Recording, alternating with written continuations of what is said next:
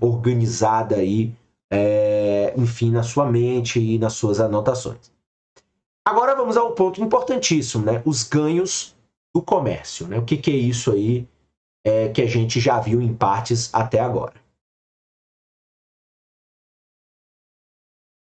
Agora vimos que países cujas produtividades relativas de mão de obra diferem de um produto para o outro se especializarão, portanto, na produção de bens diferentes. Então, até aqui, a gente confirmou, sobretudo com aquelas equações anteriores, da seção anterior, o fato de que quando você tem países com produtividades relativas diferentes ou que diferem de um produto para outro, vão se especializar, portanto, em produtos diferentes.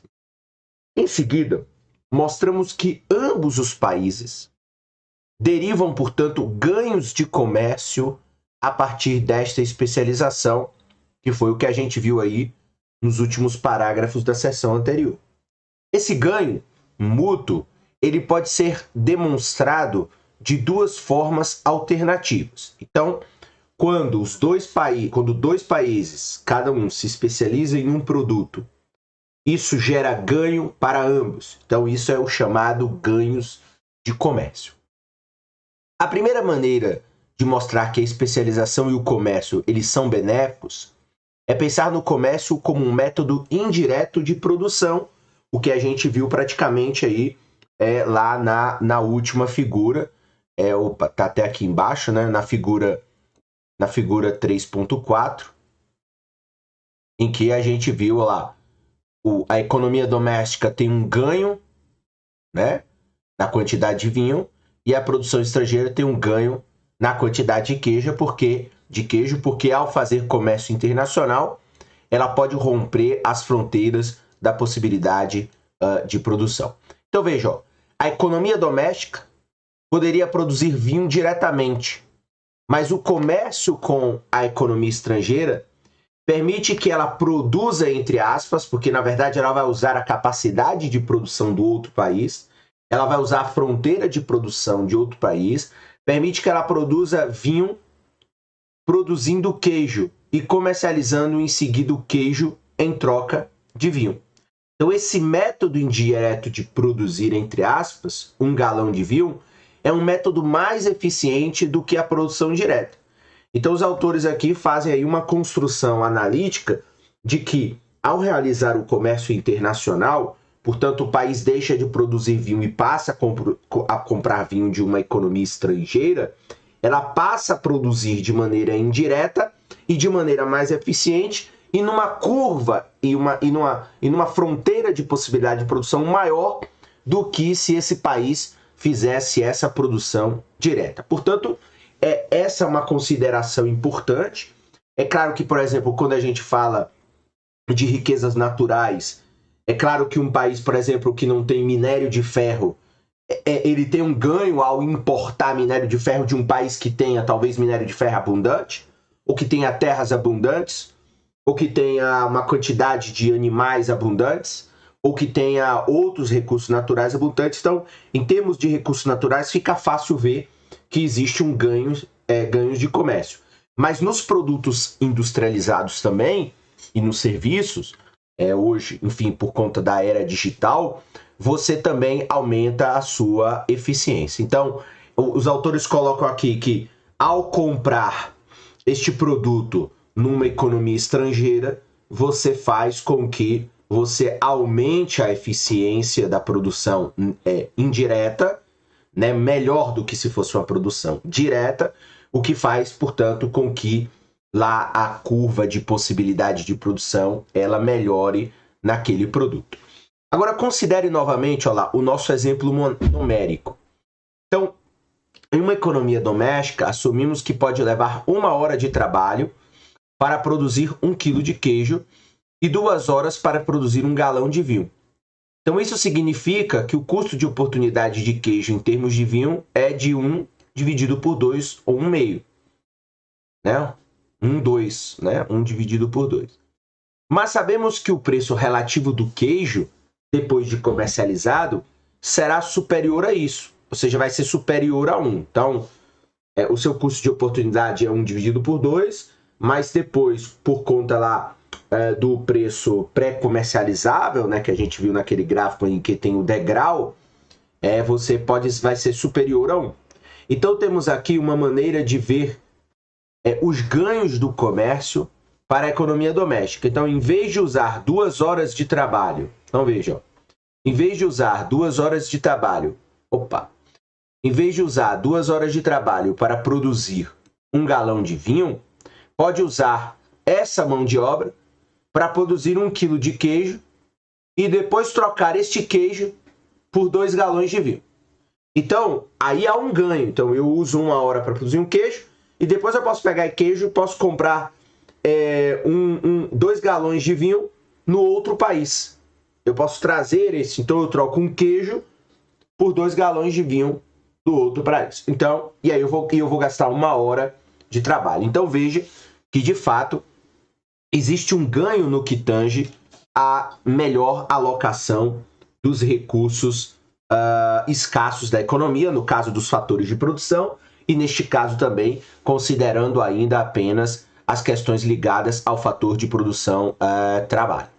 De modo mais geral, considere 2 formas alternativas de usar 1 hora de trabalho. Então veja, de um lado, a economia doméstica poderia usar a hora diretamente para produzir 1 galões de vinho, né? Horas de trabalho para produzir galões de vinho.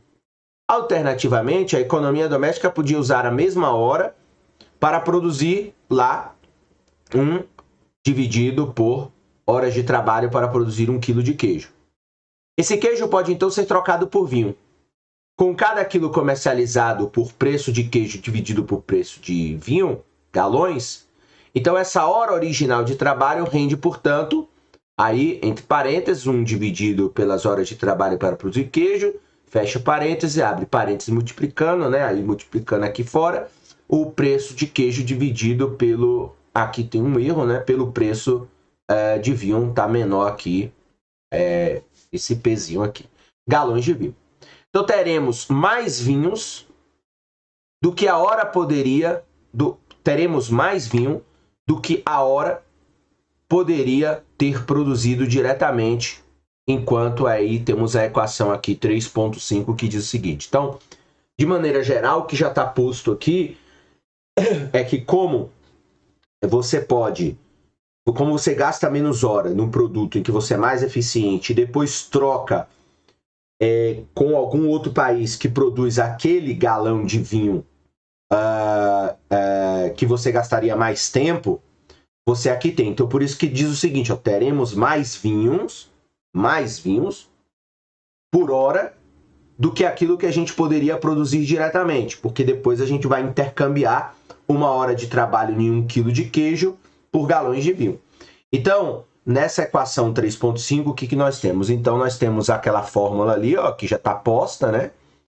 Então, a hora original de trabalho que rende galões de vinho, então, 1 dividido por hora de trabalho para a produção de queijo, fecha parêntese, abre parêntese, preço de queijo dividido por preço de vinho, tem que ser maior do que, veja lá, a produção, né, o gasto de hora para produzir 1 dividido por horas para produzir o vinho. Ou, o que a gente vai resultar? Uma fórmula que a gente já viu ali em outros momentos, o preço de queijo dividido pelo preço de vinho tem que ser maior que a hora de trabalho para produzir queijo dividido pela hora de trabalho para produzir vinho. Então, isso aí é o que vai determinar, na verdade, vai expressar os ganhos de comércio. O fato é que a economia doméstica, nesse exemplo, que é aquela que tem ganhos absolutos nos 2 produtos e tem ganhos comparativos e tem vantagens comparativas, né? Tem vantagens absolutas nos 2 produtos, porque produz em menos tempo, mas tem uma vantagem comparativa na produção de queijo, vai acabar se beneficiando ao se especializar e realizar essa troca, porque, consequentemente, você não vai precisar alocar sua mão de obra na produção de galões de vinho e vai obter esses galões de vinho pelo equivalente de horas trabalhadas na produção de queijo menor. Então, claro que isso produz um ganho e uma eficiência no uso dos fatores de produção. Mas vemos que no equilíbrio internacional, se nenhum país produzir ambas, então, ó, veja, mas vimos que no equilíbrio internacional, se nenhum país produzir ambas as mercadorias, nós teremos então que o preço de queijo dividido pelo preço do vinho é maior, portanto, que a hora de trabalho para produzir queijo dividido pela hora de trabalho para produzir vinho. Isso mostra que a economia doméstica, ela pode produzir vinho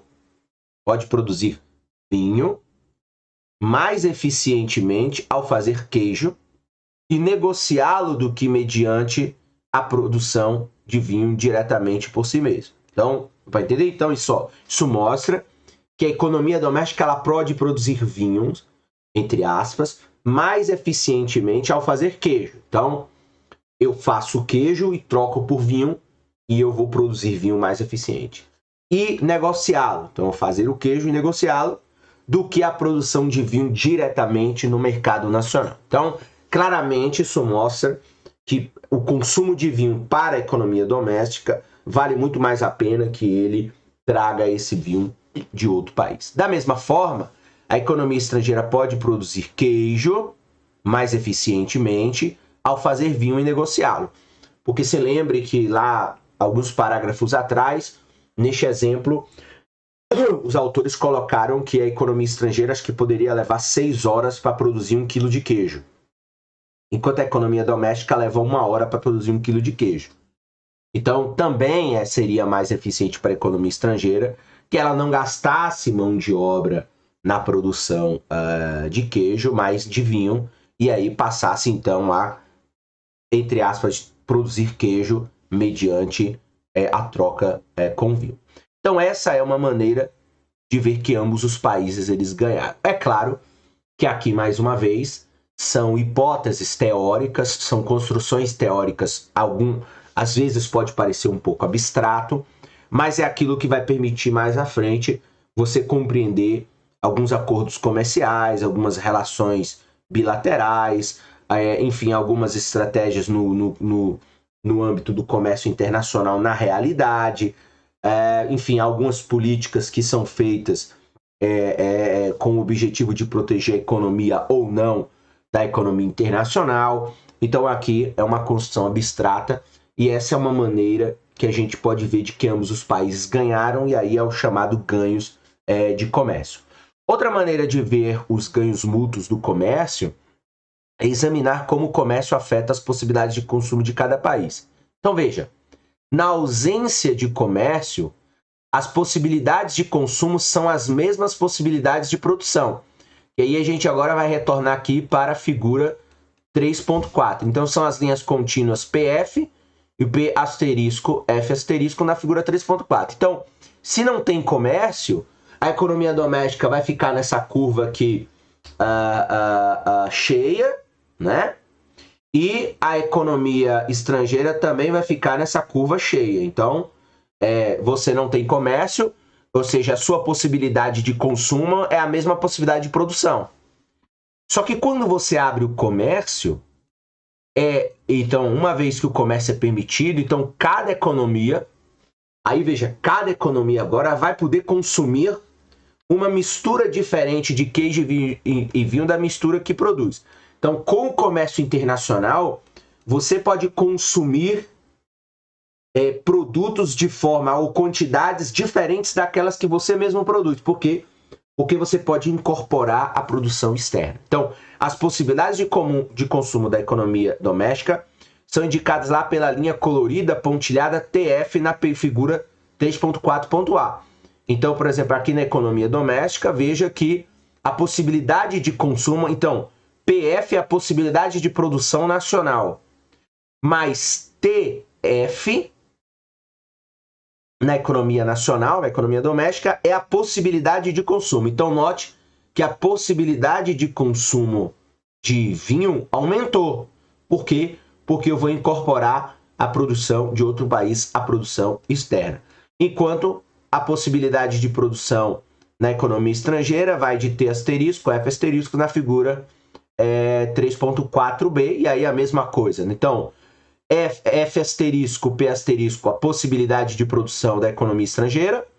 Só que a linha pontilhada F asterisco, T asterisco é a possibilidade de consumo. Portanto, neste caso, ó, note que o país estrangeiro pode consumir mais queijo do que produz. Então, quando você não tem comércio, a possibilidade de consumo é praticamente igual à possibilidade de produção.